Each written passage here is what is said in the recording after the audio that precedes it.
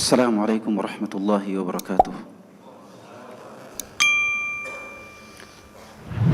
الحمد لله رب العالمين. الحمد لله الذي وفقنا للهدى وجعلنا من المهتدين، ثم الصلاة والسلام على من لا نبي بعده، حبيبنا وخليلنا محمد وعلى آله وأصحابه وأتباعه وأمته الذين اتبعوه على الهدى وبإحسان الدين. أما بعد. Para jemaah sekalian yang dimuliakan oleh Allah Subhanahu wa taala, alhamdulillahirabbil alamin. Kita memuji Allah Subhanahu wa taala yang telah mengembalikan kita pada kajian pekanan kita di pagi hari ini. Semoga Allah Subhanahu wa taala memberikan kita semua manfaat ilmu, manfaat iman, manfaat keberkahan, manfaat kesehatan. Dan semoga Allah Subhanahu wa taala menjadikan kita semua sebagai hamba-hambanya yang telah diampuni oleh Allah Subhanahu wa taala karena seringkali bermajelis ilmu, sebagaimana disebutkan dalam Sahih Muslim dari hadis Abu Hurairah radhiyallahu an, bahwa orang yang bermajelis ilmu ketika di akhir majelis, para malaikat akan mengatakan qumu, atau Allah Subhanahu wa taala langsung mengatakan kepada mereka, qumu waqad ghafartu lakum. Saling berpisahlah kalian, berpencarlah kalian dari majelis ilmu, karena dengan sebab majelis ilmu tersebut saya telah mengampuni kalian. Tema kita pada kesempatan kali ini insyaallah taala terkait dengan cinta anak dalam Al-Quran. Anak merupakan anugerah Allah Subhanahu wa taala. Anak merupakan anugerah Allah Subhanahu wa taala. Bahkan Allah telah memfitrahkan kita semua untuk mencintai anak. Kalau ada yang tidak mencintai anak-anak, maka fitrahnya telah menyimpang. Kalau ada orang yang tidak mencintai anak-anak, maka fitrahnya telah menyimpang. Sebagaimana menyimpang orang yang suka sesama jenis, karena mencintai anak itu adalah sebuah fitrah. Allah Subhanahu wa taala berfirman, "Zuina lin-nasi hubbus syahawati minan nisa'i wal banina wal qanatiril muqantarati minadh dhahabi wal fiddati wal khaylil musawwamati wal an'ami wal harth. Dzalika mata'ul hayatid dunya wallahu 'indahu husnul ma'ab." Sudah dijadikan indah dalam pandangan manusia. Siapa? Wanita dan anak-anak. Wanita dan anak-anak, juga harta. Jadi kecintaan terhadap anak itu sudah merupakan fitrah. Bahkan dalam surah Al-Kahfi Allah berfirman, "Al-malu wal banuna zinatul hayatid dunya wal baqiyatus salihatu 'inda rabbika khairun thawaban wa khairun amala." Harta dan anak-anak itu merupakan perhiasan dunia. Merupakan perhiasan dunia yang membuat indah dunia kita. Dan kecintaan mereka adalah fitrah. Karena Allah Subhanahu wa taala khawatir kita mencintai mereka secara berlebihan. Karena kalau kita mencintai anak-anak secara berlebihan, kita akan menuruti seluruh ucapan dan perbuatan mereka. Ini akan berbahaya. Kalau sudah mencintai anak-anak secara berlebihan, maka kita tidak akan lagi menasihatinya pada kebaikan. Tidak apa-apa, biarlah dia menjadi orang preman, orang jalanan, suka bermaksiat, yang penting dia tidak lari dari saya. Tidak seperti itu. Apalagi kalau mencintai anak menjadi sebab kita untuk mencari nafkah yang haram, untuk kemudian mencari profesi yang haram. Ini juga menjadi fitnah, atau bahkan anak-anak bisa saja menjadi sumber fitnah bagi seorang manusia. dalam kehidupannya. Nah, ini juga bisa berbahaya. Ini juga bisa berbahaya. Karena kecintaan orang tua yang sangat luar biasa kepada anak, maka Allah tidak perlu mengingatkan, wahai orang tua, sayangilah anakmu. Tidak. Tapi Allah mengingatkan dengan cara yang lain. Dengan cara apa? Allah mengingatkan agar kecintaan tersebut tidak boleh sampai menjadi sebuah fitnah. Tidak boleh menjadi sebuah sarana untuk menjadikan orang tua bermaksiat kepada Allah Subhanahu wa taala. Ya, jadi Allah tidak mengingatkan, wahai orang tua, cintailah anakmu. Tidak. Tapi Allah mengingatkan jangan terlalu berlebihan dalam mencintainya. Karena memang cinta orang tua kepada anak itu sudah menjadi fitrah.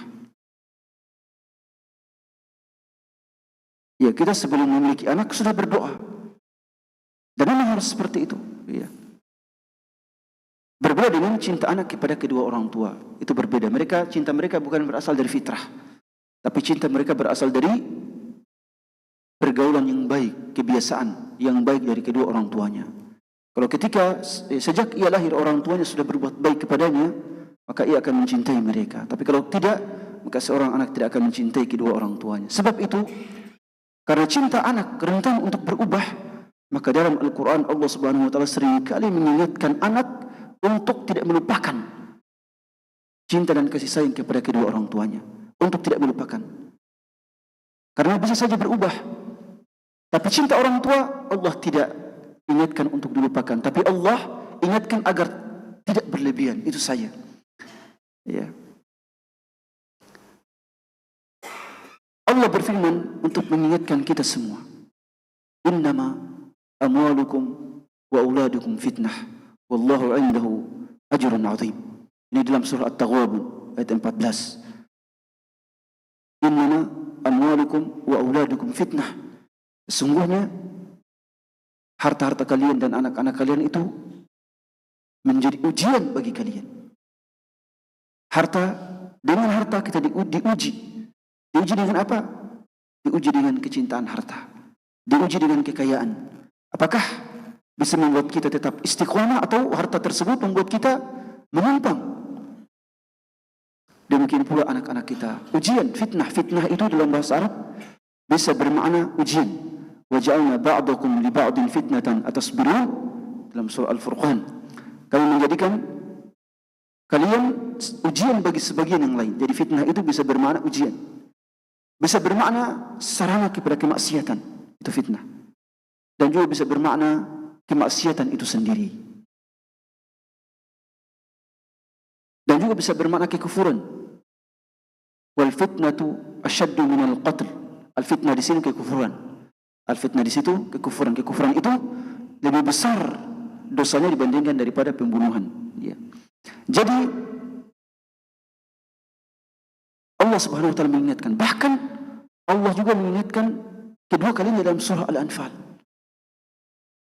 Ya ayyuhalladzina amanu innama amwalukum wa auladukum fitnah innallaha 'indahu ajrun 'azim. Wahai orang-orang beriman, sesungguhnya harta-harta kalian dan anak-anak kalian itu fitnah, ujian bagi kalian. Makanya Allah juga mengingatkan, ya ayyuhalladzina amanu dalam surah Al-Munafiqun, ya ayyuhalladzina amanu la tulhikum amwalukum wa la auladukum an dzikrillah. Wahai orang-orang beriman, janganlah harta-harta kalian, anak-anak kalian melalaikan kalian dari zikir kepada Allah Subhanahu wa taala. Ini peringatan dari Allah Subhanahu wa taala agar kita semua tetap mencintai anak kita dalam batasan yang disyariatkan olehnya. Tidak boleh mereka menjadikan kita kufur. Tidak boleh mereka menjadikan kita bermaksiat kepada Allah Subhanahu wa taala. Anak-anak kita adalah amanah dari Allah. Anak-anak kita adalah amanah dari Allah. Amanah untuk apa? Agar kita harus menjadikan mereka sebagai qurratul a'yun. Agar kita harus menjadikan mereka sebagai qurratul a'yun. Qurratul a'yun artinya anak-anak yang saleh dan taat kepada Allah Subhanahu wa taala. Itulah penyejuk hati.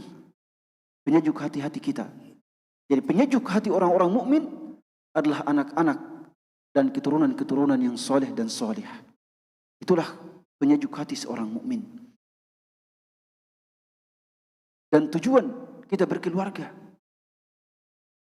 Dan ini menjadi doanya hamba-hamba Ar-Rahman yang bertakwa. Disebutkan dalam Al-Furqan, surah Al-Furqan. Di antara tanda-tanda hamba-hamba Allah Ar-Rahman yang bertakwa, walladzina yaquluna rabbana hab lana min azwajina wa dhurriyyatina qurrata a'yun waj'alna lil muttaqina imama. Orang-orang yang selalu berdoa kepada Allah, rabbana hab lana min azwajina wa dhurriyyatina qurrata a'yun. Ya Allah, karuniakanlah kami istri-istri dan anak-anak yang bisa menjadi penyejuk mata kami. Apa itu penyejuk mata? Penyejuk mata adalah yang bisa membahagiakan kita dunia dan akhirat. Itulah penyejuk mata. Penyejuk hati kita. Yang membuat senang hati kita adalah mereka. Jadi bukan rumah kita yang indah, bukan kendaraan kita yang luar biasa, bukan aset kita, bukan. Bahkan aset yang terindah, terbaik, dan terbesar adalah anak-anak yang soleh. Itulah aset yang paling luar biasa. Tidak ada aset lain. Tidak ada aset lain. Maka kalau seorang mukmin sudah dikaruniai anak-anak yang soleh, apalagi hafiz dan hafizah sangat luar biasa, maka hendaknya dia banyak-banyak bersyukur kepada Allah Subhanahu wa taala karena dia telah sukses. Ya, telah sukses mewujudkan visi misi keluarga yang diwajibkan oleh Allah kepada dirinya, menjadikan mereka sebagai qurratu a'yun. Menjadikan mereka sebagai qurratu a'yun. Menjadikan mereka sebagai orang-orang yang terlindungi dari kekufuran, kemaksiatan. Makanya Al-Qurtubi mengatakan, sungguh beruntung. Tidak ada orang yang lebih beruntung daripada orang yang semasa hidupnya, sebelum dia meninggal, dia sudah berbahagia. Hatinya sudah sejuk. Karena sebelum meninggal, dia sudah melihat putra-putrinya adalah orang-orang yang soleh. Anak cucunya adalah anak-anak yang soleh. Ketika dia meninggal, dia sudah meninggal dalam keadaan yang bahagia. Dia sudah tidak lagi memikir, tidak lagi berpikir apa-apa. Kenapa? Karena dia meninggal dalam keadaan melihat bahwa dia telah memiliki aset yang sangat luar biasa di dunia dan di akhirat. Kalau dia meninggal, dia sudah yakin ada orang-orang yang akan mengirimkan doa untuknya. Ya, karena kado terindah bagi orang tua kita ketika meninggal adalah doa-doa kita, tidak ada yang lain. Kado terindah adalah doa-doa kita. Rabbi gfirli wa liwalidayya warhamhuma kama rabbayani shaghira. Itulah kado terindah untuk orang tua kita ketika mereka meninggal. Tidak ada yang lain. Kemudian anak-anak kita juga merupakan amanah, tanggung jawab untuk kita lindungi mereka dari api neraka. Ya ayyuhalladzina amanu qu anfusakum wa ahlikum nara. Ini amanah. Jagalah diri kalian. Tapi ini tidak cukup. Juga jagalah keluarga kalian dari api neraka. Kecintaan anak dalam Al-Quran Allah sebutkan dalam beberapa poin. Yang pertama, dengan doa-doa kita. Dengan doa-doa kita. Sebelum kita punya anak, kita berdoa agar dikaruniai anak yang soleh. Bahkan yang belum menikah, memang disunahkan untuk berdoa agar dikaruniai dengan anak-anak yang soleh. Nabi Ibrahim berdoa, Rabbi habli minas solihin. Ya Allah, karuniailah anak-anak yang soleh. Dia berdoa, aslih li fi dhurriyyati. Berikanlah anak keturunanku anak yang soleh. Bahkan Allah mengajarkan, Rabbana inna wa dhurriyyatina qurrata a'yun waj'alna lil muttaqina imama. Doa agar karuniai anak yang soleh itu menunjukkan bahwa kita telah cinta anak, walaupun sebelum kita menikah, walaupun sebelum istri kita mengandung, sebelum istri dilahirkan, kita sudah mencintai anak. Itu ditunjukkan dengan apa? Dengan doa-doa kita. Kemudian kecintaan kita terhadap anak dalam Al-Quran juga disebutkan dengan perhatian kita sebagai orang tua, utama ibu, terhadap janin yang ada dalam perutnya. wasaina al-insana biwalidayhi ihsana hamalathu kurha wa wada'athu kurha wa hamluhu wa fisaluhu 30 syahra. Ya, kami telah mewasiatkan kepada manusia agar berbuat baik kepada kedua orang tuanya, utamanya ibu, karena seorang ibu mengandungnya dalam keadaan lemah, capek, kemudian melahirkannya dalam keadaan lemah, capek, lalu kemudian mengandung dan melahirkan itu 30 bulan. Ya, 30 bulan. Dalam surah Luqman juga disebutkan, hamalathu wahnan ala wahn wa hamalatuhu wahnan ala wahnin wa fisaluhu fi amain. Ya, ibunya juga mengandung, ya, dalam keadaan capek dan kemudian menyapihnya selama dua tahun. Ya, terutama ibu, memang sangat capek. Ya, makanya dalam hadis ibu itu 3:1 dengan ayah. Karena ibu melewati 3 fase yang tidak dilewati oleh ayah. Yang pertama fase mengandung, yang kedua fase melahirkan, dan yang ketiga fase menyusui. Ya. Dan ini semuanya tidak dilakukan oleh seorang ayah. Jadi perhatian kita terhadap anak kita memang dimulai sejak, ya, anak itu diusahakan dibuat, kemudian ketika istri-istri kita mengandung, bahkan juga setelah lahir kita harus perhatian dengannya. Itu menunjukkan cinta kita kepada anak-anak kita. Tapi cinta yang sesungguhnya bermula ketika kita mendidik putra-putri kita. Itulah cinta yang sesungguhnya. Cinta yang sesungguhnya bermula saat kita mengakrabkan diri dengan anak-anak kita di atas, ya, keimanan, mendidik mereka di atas keimanan. Itulah cinta yang sesungguhnya. Cinta yang selanjutnya yang ditunjukkan oleh Al-Quran adalah keakraban seorang anak dengan ayah yang terpupuk sejak anak itu berakal. Sejak anak itu kecil sudah dipupuk dengan keakraban. Tapi bukan dengan keakraban yang sembarangan. Keakraban yang terpupuk, terbina di atas keimanan kepada Allah Subhanahu wa taala. Kita membaca kisah Nabi Yusuf alaihissalam. Ada keakraban seorang ayah dengan anak di situ, ada kecintaan. Kita membaca kisah Nabi Ibrahim dengan putranya Nabi Ismail, kisah yang sangat luar biasa. Ada kecintaan dan keakraban. Dalam surah Yusuf disebutkan, wa idh qala Yusuf li abihi ya abah inni ra'aitu ahada asyara kawkaban wasyamsa wal qamara ra'aituhum li sajidin. Wahai ayahku. Jadi Yusuf, ingatlah ketika Yusuf berkata kepada ayahnya, ya abah. Ya, kalau bacaan kita ya abati, atau ya abat kalau berhenti. Tapi qiraah jumhur mereka kalau berhenti mengatakan ya abah. Jadi abah itu bahasa Arab. Abah itu bahasa Arab dan merupakan panggilan kepada ayah yang paling indah dan paling lembut dalam bahasa Arab. Ya abah. Ya, jadi masya Allah. Jadi kita semua yang memanggil ayahnya dengan kata abah itu adalah panggilan ayah dalam bahasa Arab yang paling lembut, paling indah dan paling terbaik. Dan ada dalam Al-Quran dalam surah Ibrahim ada 4. Kemudian di sini juga, ya, di surah Yusuf ada 1. Kemudian di surah As-Saffat juga ada 1. Ya, di surah Ibrahim kan panggilan kepada ayahnya yang musyrik. Tapi Nabi Ibrahim memanggilnya dengan panggilan yang sangat indah untuk menasihatinya. Ya. Bukan dalam surah Maryam, ya, dalam surah Maryam. Wadhkur fil kitab Ibrahim innahu kana siddiqan nabiyya idh qala li abihi ya abah, ya, idh qala li abihi ya abah lima ta'budu ma la yasma'u wa la yubsiru wa la yughni anka syai'a, sampai seterusnya. Di sini juga ada panggilan yang terbaik untuk ayah. Ketika Nabi Yusuf mengatakan kepada ayahnya, ya abah, wahai ayahku, saya bermimpi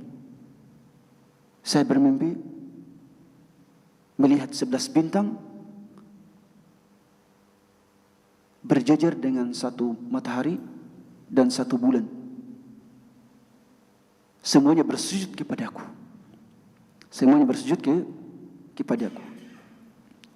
Ya, 11 bintang adalah saudaranya, sedangkan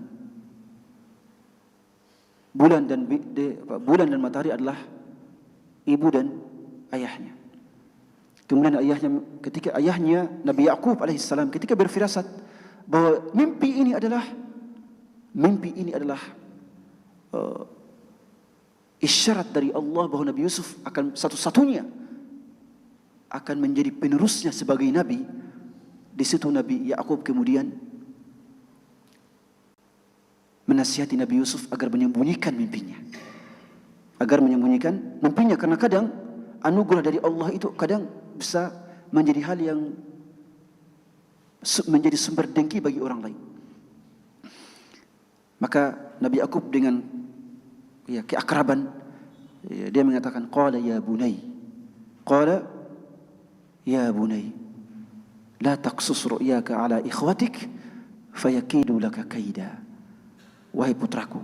Jadi bunay ini adalah panggilan terindah untuk anak terbaik. Ya bunay, janganlah engkau menceritakan mimpimu ini kepada saudara-saudaramu, karena saya khawatir mereka akan membuat makar untukmu. Membuat apa? Membuat makar untukmu. Dan memang benar. Iya.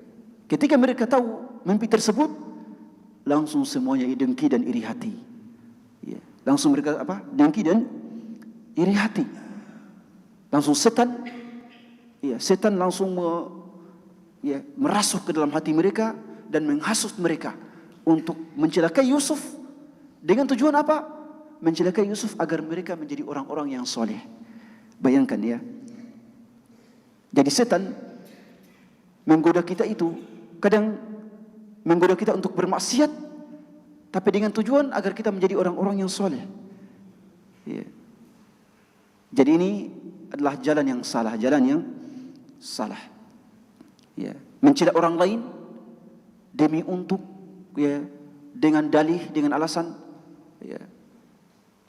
agar kita bisa menyelamatkan agama. Tapi malah mencela orang-orang yang soleh ini tidak dibolehkan.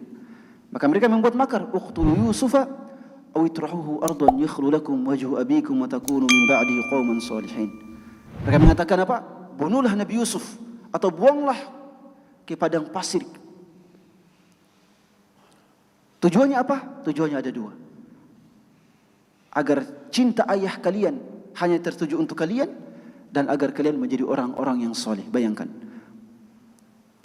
ingin mendapatkan cinta ayah dan ingin menjadi orang-orang soleh, tapi menempuh jalan yang salah. Ini karena makar syaitan.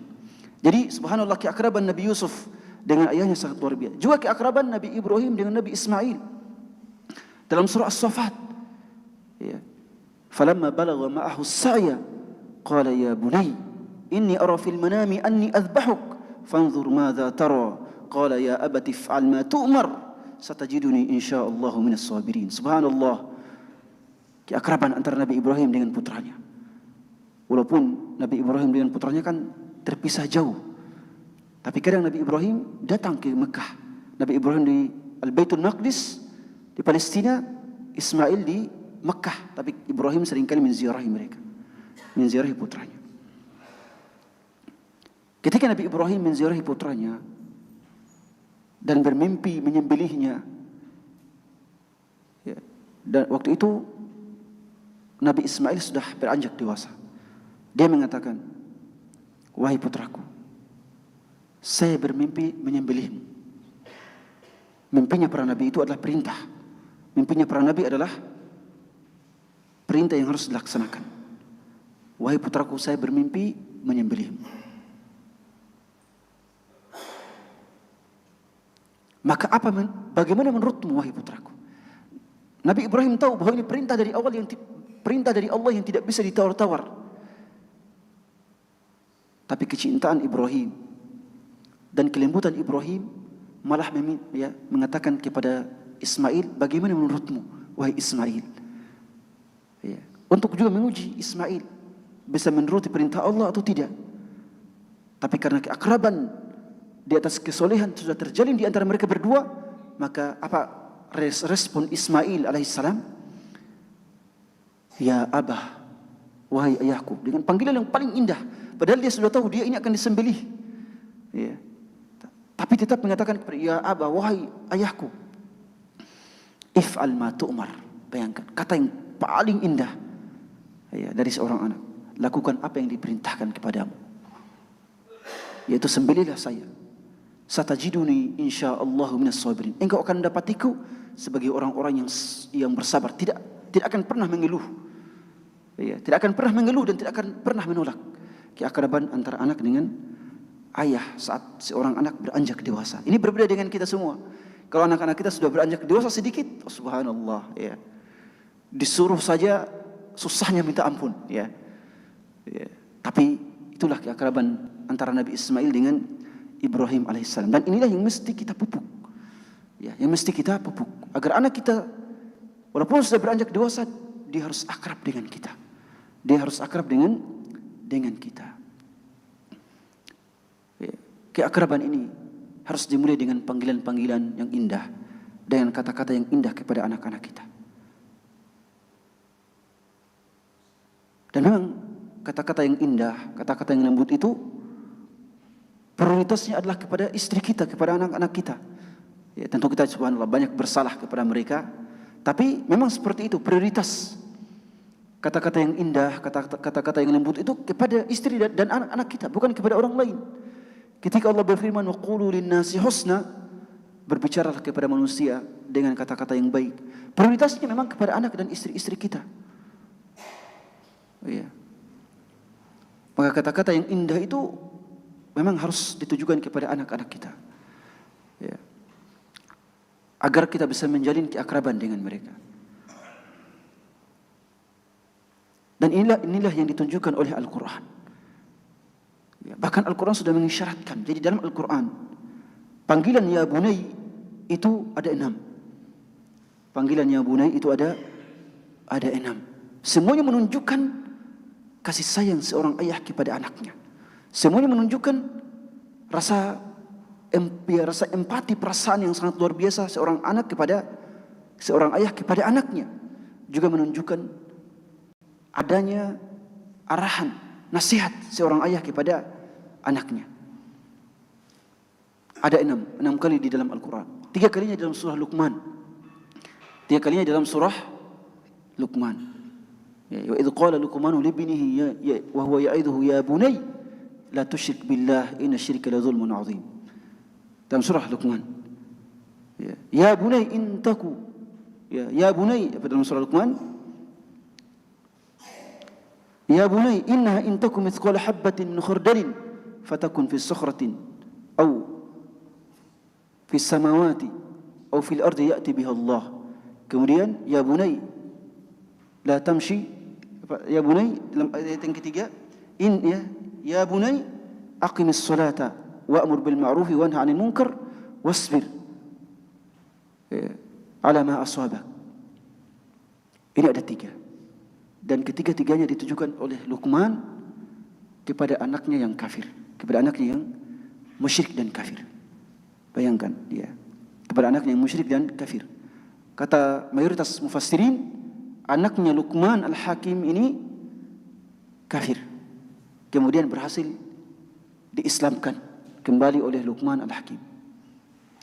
Kemudian kata ya bunai keempat adalah panggilan Nabi Nuh kepada putranya. Wa nada Nuhun ibnahu ya bunay irkam ma'ana wa la takun ma'al kafirin. Ya, ketika sudah banjir, sudah memenuhi bumi, maka Nuh memanggil putranya, ya bunay, wahai anakku, panggilan kasih sayang. Ya, irkam ma'ana, datanglah kepada kami, naik kapal. Wala takum mal, jangan bersama orang-orang kafir itu. Tapi anaknya subhanallah membandel. Kalau seandainya ikut ayahnya dan beriman, dia akan selamat. Tapi malah mengikuti orang-orang kafir. Kalau sa'awi ila jabalin, dia bilang tidak perlu wahai aku, ya saya akan bersama orang-orang kafir ini naik ke atas gunung.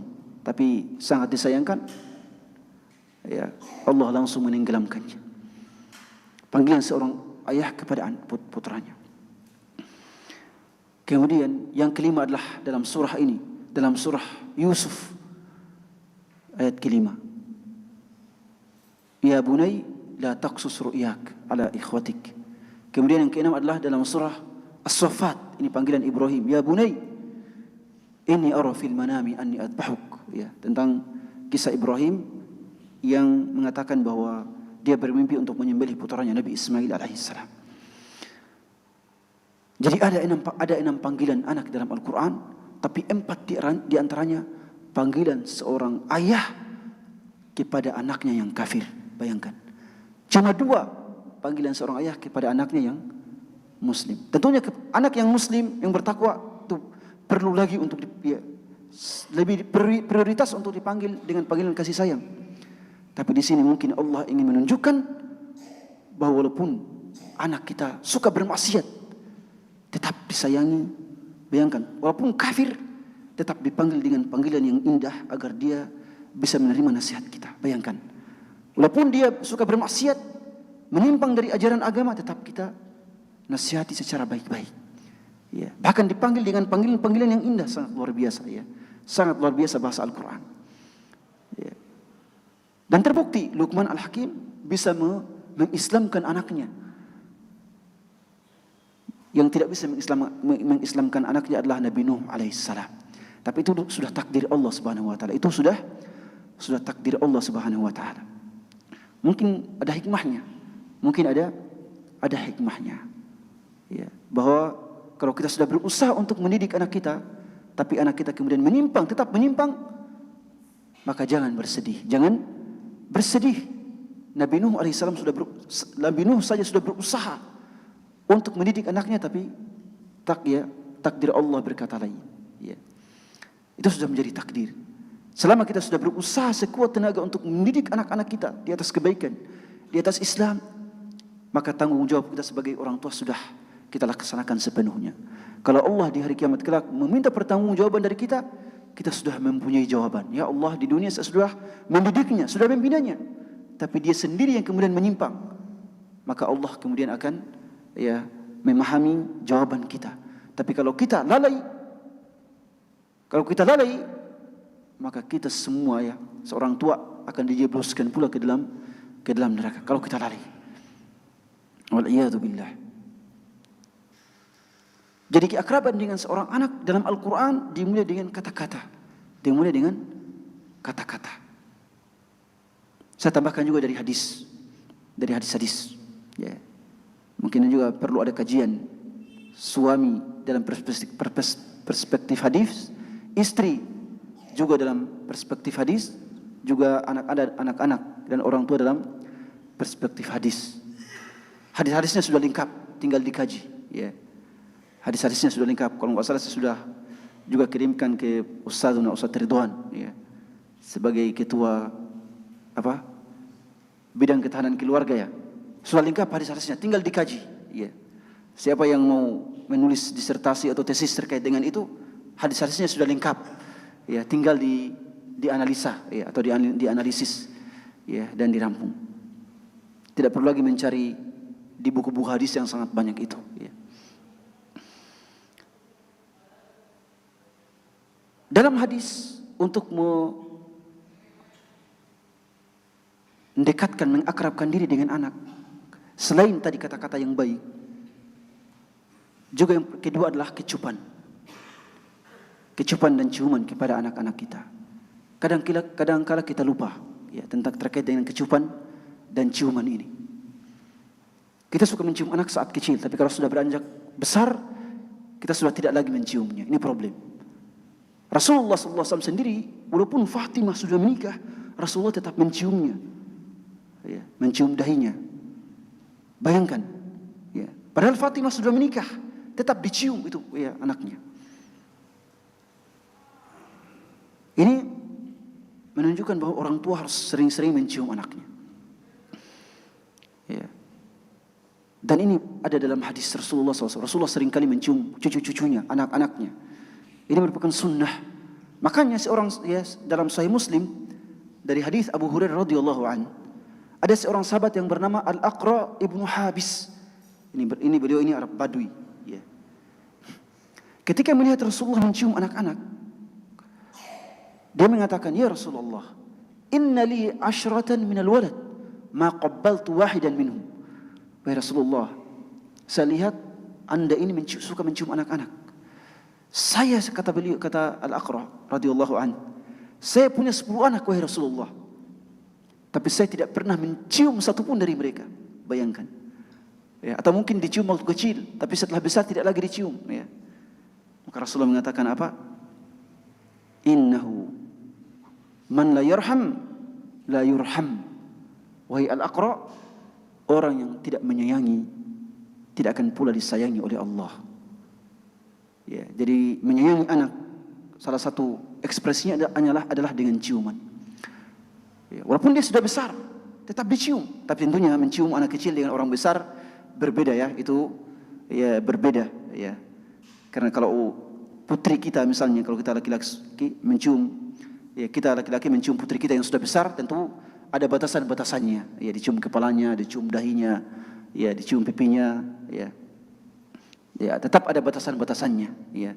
Tidak seperti mencium anak kecil. Demikian pula seorang ibu ketika mencium anaknya yang laki-laki, tetap ada batasannya. Aurat pun tetap sudah ada batasannya aurat, ya. Ya, aurat misalnya aurat putri kita ketika sudah dewasa adalah antara pusar dengan lututnya,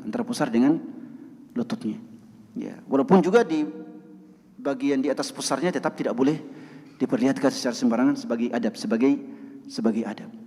Adapun aurat ya anak laki-laki di hadapan ibunya juga, ibunya atau mahramnya adalah antara pusar dengan lutut. Pusar tidak termasuk aurat, lutut tidak termasuk aurat, tapi yang termasuk aurat adalah antara pusar dengan lutut, di antara keduanya. Makanya juga yang nonton bola hati-hati, ya. Ya, yang nonton bola suka melihat aurat itu, ya. Walaupun juga sebagian ulama mengatakan bahwa paha itu bukan aurat, tapi tetap saja bahwa yang paling rojih, bahwa yang paling benar berdasarkan hadis-hadis Rasulullah dan pandangan 4 mazhab, ya, bahwa paha itu adalah aurat. Taib, kecupan.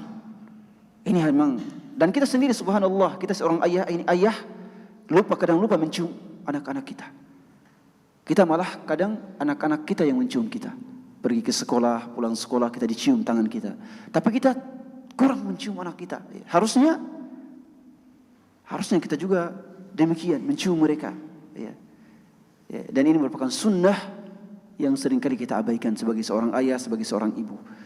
Kemudian yang ketiga adalah sentuhan. Dalam hadis Rasulullah ada sentuhan. Rasulullah itu kalau menasihati anak-anak remaja, itu beliau pegang mereka terlebih dahulu.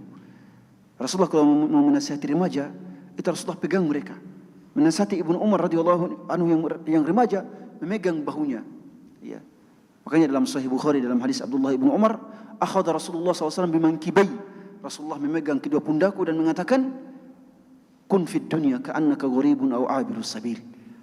Hiduplah di dunia seakan-akan orang asing atau sekedar orang lewat. Juga ketika menasihati Ibnu Abbas yang remaja, ketika bonceng di belakang Rasulullah bersentuhan, kemudian Rasulullah katanya, ihfadillah ya gulam, ihfadillah yahfaduk. Wahai Ibnu Abbas, jagalah Allah, niscaya Allah akan menjagamu. Jadi Rasulullah itu kalau menasihati anak kecil, dipegang dan disentuh terlebih dahulu. Jadi sentuhan. Jadi membangun keakraban dengan anak-anak kita 3. Yang pertama adalah kata-kata yang baik, panggilan-panggilan yang baik. Yang kedua adalah kecupan. Ya, kalau kecup, insya Allah anak kita akan merasa dihargai, dihormati, dicintai, disayangi. Yang ketiga adalah sentuhan. Yang ketiga adalah sentuhan, disentuh tangannya, disentuh kepalanya, disentuh punggungnya. Ya, itu semuanya akan membuat diri kita dengannya lebih akrab, karena dia akan merasa bahwa dia mempunyai ayah, mempunyai ibu yang selalu memperhatikan dan mencintainya. Tapi kalau kita tidak pernah menciumnya, apalagi menyentuhnya, wah, dia akan menjauh dari kita. Dia akan menjauh dari kita. Ya. Kemudian, ya, di antara cinta kita kepada anak adalah, ya, di antara cinta kita kepada anak yang ditunjukkan dalam Al-Quran adalah memberikan mereka kesempatan untuk bermain. Jadi memberikan, ya, kalau anak-anak kita sudah besar, ya, memberikan mereka kesempatan untuk bermain, tapi bukan bermain terus. kesempatan untuk bermain dan bukan bermain terus. Ini perlu diperhatikan. Ya. Karena ketika anak kecil memang harus sudah dibina untuk menjadi anak-anak yang soleh, dididik, ya, dididik di atas agama. Tapi jangan keseharian main terus, tetap diberikan waktu untuk bermain-main. Makanya saudara-saudara Nabi Yusuf alaihissalam itu meminta izin kepada Yakub, kepada ayah mereka, untuk bermain. Ya, mereka mengatakan, ya meminta izin untuk membawa Yusuf bermain. Tapi ya mereka ingin membawa Yusuf untuk bermain dengan tujuan makar, ingin membuang Nabi Yusuf, ingin membuang Nabi Yusuf. Tapi ini memiliki isyarat bahwa memang anak-anak kita kadang harus dibawa rihlah, dibawa apa? Rihlah untuk bermain dari luar rumah, diajak jalan-jalan. Ya. Qalu ya abana, malaka la ta'manna ala Yusuf, malaka la ta'manna ala Yusuf, fa inna lahu lanasihun, arsilhu ma'ana ghadan yarta' wa yal'ab wa inna lahu lahafidhun. Ini ya, wahai ayah kami, kenapa engkau khawatir, tidak merasa aman kalau kami bawa Yusuf untuk bermain? Karena memang ayahnya ketika mengetahui bahwa Nabi Yusuf alaihissalam ini Allah isyaratkan akan menjadi nabi, maka ayahnya itu sudah menjaga agar anaknya ini memang harus dijaga betul. Harus apa? Dijaga betul. Dan dia tahu, khawatir saudara-saudaranya ingin mencelakai dirinya. Karena memang subhanallah, memang seperti itu, memang seperti itu. Kadang ya di antara saudara itu, di antara saudara-saudaranya mungkin ada perselisihan, apalagi kalau beda ibu. Apalagi kalau beda ibu. Dan memang mereka beda ibu, ya. Ya. Nabi Yusuf cuma satu ibu dengan Binyamin. Ya. Adapun yang lainnya beda ibu. Ya. Maka mereka meminta izin untuk pergi bermain. Ini juga ya sebagai bentuk cinta kepada ayah, orang tua kepada anak, hendaknya tetap memberikan mereka waktu untuk bermain. Ya. Hendaknya memberikan pada mereka waktu untuk bermain. Ya. Bermain dengan permainan, tentu permainan yang mubah, yang boleh. Ya. Apakah boleh memberikan mereka HP? Tentunya kalau HP, ya silahkan, tapi tetap dibatasi. Ya, silahkan diberikan HP, tapi tetap dibatasi. Ya, ada kaidahnya itu dari para pakar pendidikan anak. Ya, misalnya kalau anak di bawah 2 tahun tidak boleh diberikan HP. Ya, di bawah 3 tahun atau 2 tahun tidak boleh diberikan HP. Di atas 3 tahun kalau diberikan HP, maka pertumbuhan bicaranya dan pertumbuhan otaknya akan sangat terhambat. Ya, tapi kalau di atas 3 tahun silakan diberikan HP misalnya dalam 1 pekan cuma 2 jam. Ya. Kalau lebih sedikit besar usia 7 tahun, dalam 1 tahun, dalam 1 hari setengah jam misalnya. Ya silahkan ya, diberikan tontonan, diberikan mainan dan sebagainya. Itu tidak ada problem. Itu tidak ada problem asal jangan diberikan kebebasan secara mutlak. Itu tidak dibolehkan. Ya, hendaknya tetap dibatasi. Bahkan remaja pun tetap dibatasi. Ya, tetap dibatasi. Kita orang tua harus berfungsi sebagai ya, orang yang mengontrol mereka. Jangan kemudian dibebaskan begitu saja tanpa ada pengontrolan. Ya, kemudian ya, terkait dengan keakraban ayah dengan anak ini memang harus ya dipupuk, dan Al-Qur'an sudah ya menggambarkan dalam kisah-kisahnya bagaimana keakraban seorang anak dan ayah itu dipupuk, ya. Bagaimana keakraban seorang ayah dan anak itu dipupuk. Kisah Nabi Yusuf dengan ayahnya Nabi Yakub, kisah Nabi Ibrahim dengan putranya Ismail, juga kisah Nabi Yakub dengan seluruh anak-anaknya. Di akhir juz pertama itu wasiat Nabi Yakub kepada seluruh putranya. Ya. Kemudian juga kisah-kisah yang lain, ya, kisah Luqman dengan putranya. Ini semua menunjukkan bahwa ya, kita semua harus menjadi orang tua yang mencintai putra-putri kita, tapi dengan cinta yang ditunjukkan oleh Al-Quran, dengan cinta yang ditunjukkan oleh Al-Quran. dan semuanya atau sebagian besarnya kita sudah sebutkan. Alhamdulillahirabbil alamin. Barakallahu fikum wa jazakumullahu khairan. Ya. Kalau ada pertanyaan dipersilahkan. Masya Allah. Masya Allah. Fadhal Ustaz.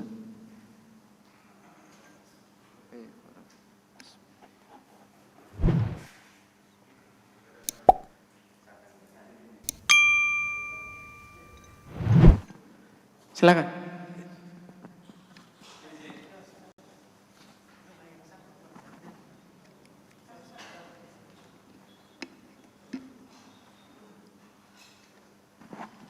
Bismillah, Assalamualaikum warahmatullahi wabarakatuh.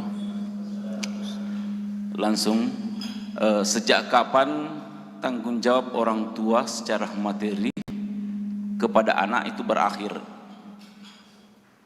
Misalnya kalau dalam dunia barat itu tamat SMA itu orang tua sudah putuskan tanggung jawab sama anaknya. Tapi kalau orang Bugis biasa kadang sampai menikahkan anaknya baru lepas tanggung jawab. Tapi dalam Islam sejak kapan itu bisa berakhir tanggung jawab kita secara materi? Sekian Ustaz. Baik. Ya, Ustaz Hizbullah bertanya tanggung jawab secara materi kepada anak sampai kapan berakhir? Ya. Untuk anak laki-laki, tanggung jawab seorang ayah kepada anak dalam segi materi itu ketika dia telah beranjak dewasa. Ketika dia telah beranjak dewasa, itu dalam Islam. Itu dalam Islam.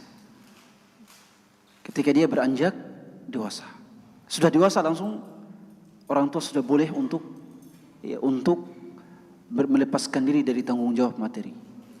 Tapi kalau seandainya orang tua ingin lebih menambah masanya, maka itu sudah kemurahan hati orang tua.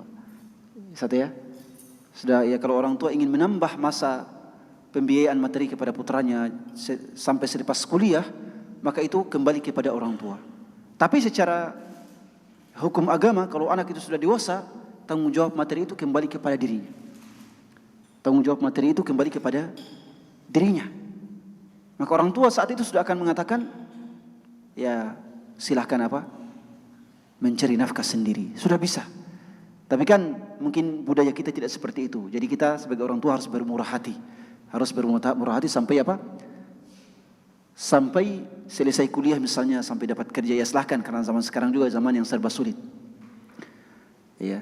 Tapi kalau sampai dewasa silahkan. Dan memang aturannya sampai dewasa. Ya, kalau seandainya. Makanya kalau seorang anak ada yang kita pekerjakan, kalau seorang anak menjaga toko-toko, misalnya kita punya toko seperti Ustaz Hizbullah ya, atau Ustaz yang lain punya toko atau punya jualan dan sebagainya. Kalau anak kita dewasa, kemudian menjaga toko, kita harus mulai gaji. Ya. Kita harus mulai tetapkan gaji untuknya agar dia bisa mandiri. Ya. Jelas ya? Kita harus memang kita gaji dia. Ya, bahwa antum menjaga toko tapi tetap saya gaji. Ya. Ya. Dan saya ingat teman saya di Bobo itu, subhanallah, salah seorang teman akrab. Itu sejak SMA orang tuanya sudah berikan toko di Bobo. Sejak SMA orang tua sudah berikan modal, ini modal kamu. Kalau kami pulang SMA, kami itu pergi main-main, atau kami pergi ke pengajian, juga pergi main bola, main apa. Dia pulang ke tokonya dan menjaga toko, bayangkan. Kemudian kuliah, setelah kuliah dia sudah menjadi, ya, setelah kuliah dia sudah menjadi seorang tajir, ya, sudah menjadi pengusaha besar, ya. Ya. Karena sejak SMA sudah dididik orang tuanya untuk menjadi seorang pengusaha. Makanya kan para sahabat itu kita sering katakan, ya, bahwa para sahabat itu tidaklah dewasa kecuali sudah siap hidup mandiri, siap menikah, dan siap berjihad dan berdakwah. Ya, pas 15 tahun itu sudah hidup mandiri, kemudian siap berjihad dan siap menikah. Ya, itu para sahabat radhiyallahu ta'ala. Tapi kalau sampai pembiayaan dari kita, penafkahan dari kita sampai mereka selesai menikah misalnya atau selesai kuliah, itu merupakan kemurahan hati dari orang tua. Tidak ada problem, tidak ada problem, dibolehkan. Tapi memang kita juga harus mendidik anak kita untuk mandiri, ya, untuk mandiri. Dan ini juga disebutkan oleh Al-Imam Ibnul Jauzi rahimahullah dalam kitabnya, ya, dalam kitabnya tentang pendidikan anak. Ibnul Jauzi mengatakan, kalau seorang anak sudah dewasa, maka orang tua seharusnya menikahkannya. Bayangkan, pas dewasa, kewajiban orang tua harus menikahkannya. Kata Ibnul Jauzi, ya, orang tua harus menikahkannya. Ya.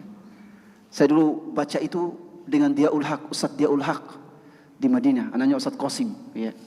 Kalau sudah dewasa, seorang tua harus menikahkannya. Maka saya bilang kepada Ustadz Diaul Haq, ini saya sudah menikah waktu itu. Saya bilang kepada Ustadz Diaul Haq, ini antum harus meminta orang tuamu untuk dinikahkan. Saya bercanda, ya. Membaca itu. Jadi ini kalau sudah dewasa kemudian orang tua menikahkannya, itu kemurahan hati dari orang tua. Jelas, ya? Ya, barakallahu fikum. Adapun seorang wanita, putri kita, anak wanita kita, maka kita berlepas diri dari pemberian nafkah kepadanya setelah dia menikah. Setelah dia menikah, kita berlepas diri. Tapi kalau kita tetap bermurah hati, ya, untuk memberikan nafkah kepadanya, ya, itu sudah merupakan, ya, hal yang baik. Ya, kalau kita tetap bermurah hati untuk memberikan nafkah kepadanya, sebagaimana yang kita kisahkan, kisahnya Kiai Ahmad Khatib Al-Minkabawi, ya, yang memberikan nafkah kepada putrinya, ya, kepada mertuanya, Ahmad Khatib Al-Minkabawi, yang menafkahi seluruh kehidupan mereka dengan syarat Ahmad Khatib dengan istrinya fokus di atas ilmu, di atas dakwah, di atas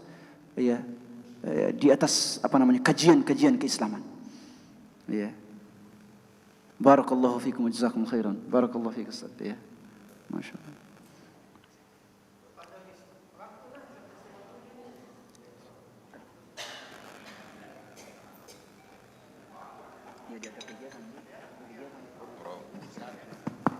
Syukran, Ustaz. Bismillah, alhamdulillah, wassalatu wassalamu ala rasulillah wa ba'd. Ya. Mengenai kasih sayang orang tua kepada anak, artinya kalau kita pelajari secara psikologi, orang tua laki-laki sangat dianjurkan untuk dekat kepada anak perempuannya. Demikian pula sebaliknya. Nah, dalam psikologi juga disebutkan adanya sentuhan-sentuhan, ciuman-ciuman kepada anak-anak kita itu. Nah, kita ingin bertanya batasan sentuhan itu, ya, kepada anak-anak perempuan kita kalau laki-laki, dan ibu kepada anak laki-laki, ya.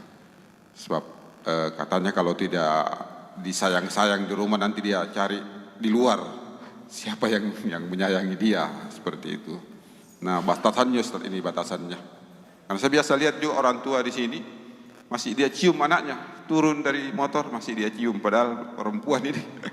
Ya, apakah seperti itu boleh atau sampai, ya, begitu, Ustaz, barangkali. Ya. Masya Allah, batasan-batasan. Tentunya batasan kepada putri kita, ya, untuk ciuman kan jelas, ya. Ya, cium kepalanya, cium pipinya, nggak ada, cium tangannya, nggak ada problem. Untuk sentuhan itu adalah kita tidak boleh menyentuh kecuali pada bagian tubuh yang terlihat ketika dia berada dalam rumah. Ketika berada dalam rumah, itu yang terlihat. Para ulama mengatakan dari leher sampai ke atas kepala. Kan kalau putri kita atau saudari kita dalam rumah, yang tampaknya biasanya itu dari leher sampai atas kepala, itu yang boleh disentuh. Kemudian apa? Kemudian lengan, tangan. Dari lengan sampai ujung tangan itu boleh disentuh. Kemudian betis dari lutut sampai bawah kaki itu yang boleh disentuh. Karena itu adalah yang sering tampak saat dia berada dalam rumah. Dan kita boleh melihat itu, kita boleh melihat itu semua. Jadi yang disentuh cuma bagian itu. Ya, adapun dari bawah leher sampai ke lutut itu tidak boleh disentuh. Itu tidak boleh disentuh karena sudah merupakan ya, yang pertama ada bagian aurat di situ, dan kemudian ada bagian yang memang sensitif bagi seorang wanita. Adapun juga termasuk pundak, maka enggak ada problem. Pundak tidak ada problem untuk disentuh. Pundaknya tidak ada problem untuk disentuh. Jelas. Selain itu, ya dari bagian ya bawah leher sampai ke bawah itu tidak boleh disentuh. Adapun pundak sampai atas itu boleh untuk disentuh. Kemudian dengan sampai ke ujung jari boleh disentuh, dan kemudian lutut sampai ke bawah itu boleh disentuh. Antara lutut sampai bagian bawah leher itu tidak boleh disentuh bagi kita seorang ayah ataupun saudaranya, ya, atau saudaranya ataupun mahram laki-lakinya yang lain. Itu batasan-batasannya. Ya, dan dilihat pun ini juga merupakan juga batasan untuk pandangan. Batasan untuk apa? Untuk pandangan. Ya, walaupun tentunya seorang perempuan tetap menjaga laki-laki yang ya mahram aurat dia pada kita itu adalah antara pusar dengan lutut. Antara pusar dengan lutut, tapi sudah merupakan adab yang baik untuk tidak memperlihatkan bagian atas pusarnya tanpa sebab. Ya, tapi kalau ada sebabnya, misalnya karena menyusui anak dan sebagainya, di hadapan kita tidak ada problem. Tapi kalau di bawah antara pusar dengan lutut, itu tidak boleh, itu tidak dibolehkan. Sama dengan kita, aurat kita adalah antara pusar dengan lutut. Tapi tidak boleh kemudian kita keluar ke jalan tanpa berpakaian, ya, tanpa pakai baju. Ya, tidak boleh kita beralasan, tidak boleh tegur saya. Karena kan aurat laki-laki itu antara pusar dengan lutut. Ya. Tidak boleh seperti itu, ya. Karena memang sudah merupakan adab yang bagus, yang baik, tetap memakai pakaian atas. Barakallahu fikum. Ya, syukran Ustaz atas penjelasannya. Jamaah sekalian, seperti biasa sebelum kita mencicipi jelang kote, ada juga bubur kacang hijau disiapkan sama panitia. Kita sholat sunnah dulu, ya. Kita sholat sunnah dulu. Dan setelah sholat sunat, bagi yang ada waktu disilakan untuk datang ke Bolivar, ada Kefridai, ada masalah pembebasan masalah Palestina di sana, acaranya pagi hari ini. Kita tutup dengan mengucapkan alhamdulillah dan doa kafarat majelis. Subhanakallahumma rabbana wa bihamdik asyhadu an la ilaha illa anta astaghfiruka wa atubu ilaik. Wassalamualaikum warahmatullahi wabarakatuh.